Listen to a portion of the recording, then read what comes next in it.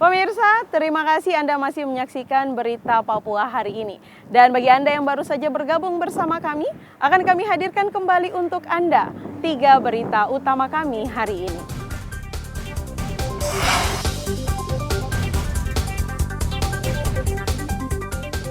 Dua tenaga kesehatan di Sorong Selatan diserang orang tak dikenal.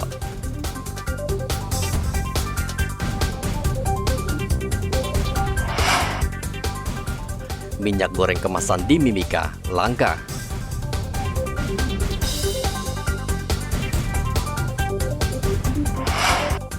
Dua bulan bermasalah, jaringan internet di Merauke kembali normal.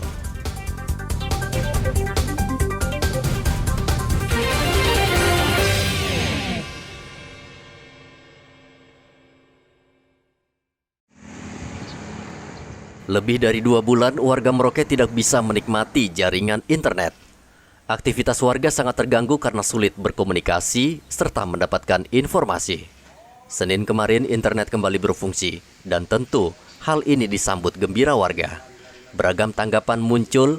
Aris misalnya selama 2 bulan harus keliling kota Merauke untuk mencari jaringan agar bisa menyelesaikan tugas perkuliahannya. Jaringan sudah mulai dipergunakan ya? Iya. Sejak kapan turis? Tadi malam ya? Tadi malam. Jam berapa? Tadi malam sekitar jam 7. Jam 7 ya? Iya. Nah, selama berapa lama jaringan ini tertunda ini untuk Aris gunakan ini? Dibilang tertunda sudah 2 bulan. 2 bulan ya? Iya. Jadi selama ini kalau Aris menggunakan internet itu kemana? Ya, cari jalur yang ada internetnya kayak di jalur-jalur tertentu saja gitu kan internetnya. Sama di sini. Tapi itu maksimal enggak kekuatannya? Ya, tidak. Tidak ya? Setidaknya bisa buka Oh yang gitu. macam-macam. Nah Aris, dengan terbukanya kembali jaringan ini, bagaimana perasaan kau sebagai pengguna internet? Ya, merasa senang. Senang ya? Senang. Nah, apa harapan kau dengan pihak Telkom terkait dengan jaringan ini? Ya, semoga aja hal seperti ini tidak terjadi lagi buat kedepannya. Oh gitu.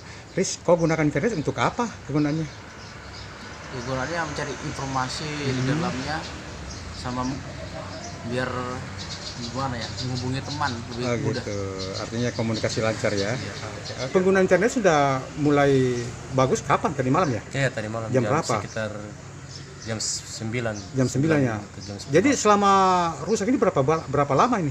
2 bulan lebih. 2 bulan. Iya. Nah, kalau Johnny mau gunakan internet kemana saja mencari sinyal itu? Biasanya di rumah. Hmm. Kan kebetulan rumah kan dekat bandara. Jadi apa? Memang bisa tapi lambat. Lambat ya? Hilang ya. Oh. Johnny menggunakan internet untuk apa? Kegunaannya untuk apa? Untuk kuliah kah? Untuk kerja? Iya, untuk kuliah.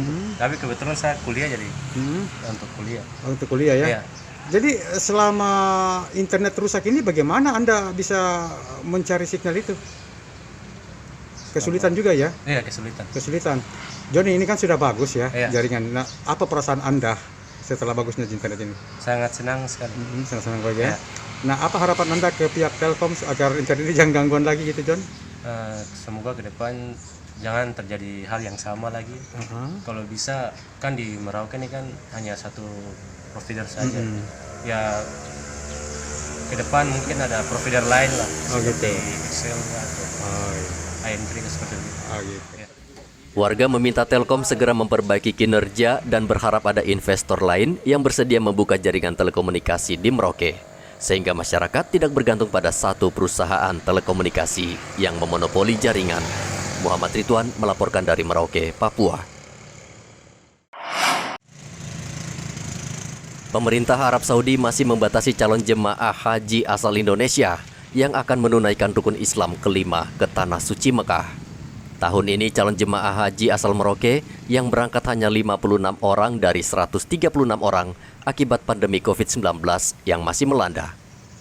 Kasih Urusan Haji Kemenak Merauke Dikriwati mengatakan jemaah yang belum bisa berangkat tahun ini akan diberangkatkan pada tahun depan. Kuota sebanyak 488 jamaah.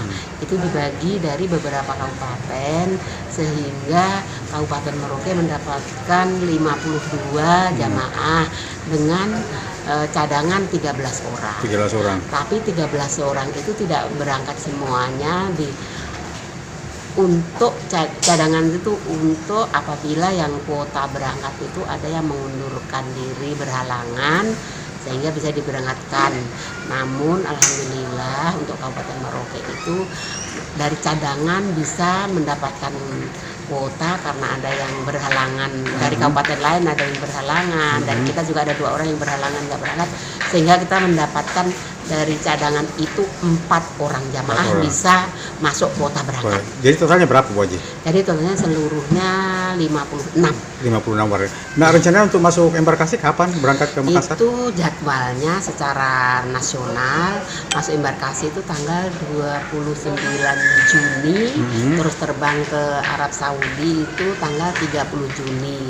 Namun saya mengingat nanti kalau mendadak tanggal 29 langsung masuk itu mengingat kondisi jamaah kecapean, sehingga saya punya inisiatif supaya tanggal 28 Juni itu kita sudah diberangkatkan dari Merauke untuk ke Makassar, ya? Untuk menjaga kestabilan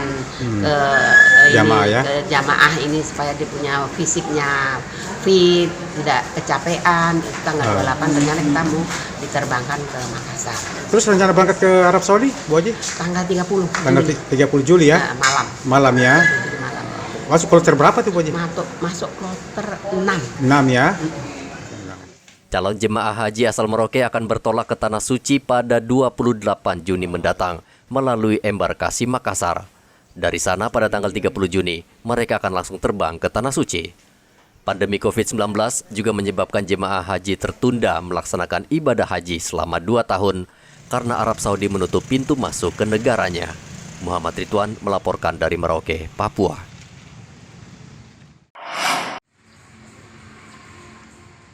Sejak adanya pelonggaran protokol kesehatan yang diumumkan Presiden Jokowi beberapa waktu lalu, kini warga di Merauke seolah lupa bahwa pandemi COVID-19 masih terjadi.